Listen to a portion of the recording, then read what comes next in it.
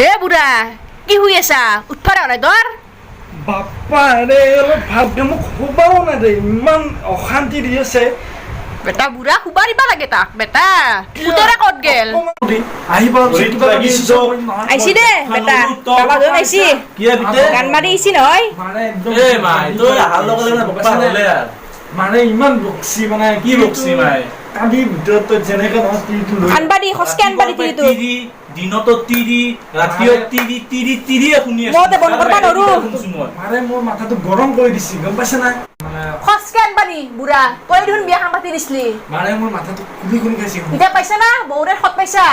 দে হ'ব দে মাই কালি আনিম দে তিৰিটো ঘৰ নানা কালি চাবি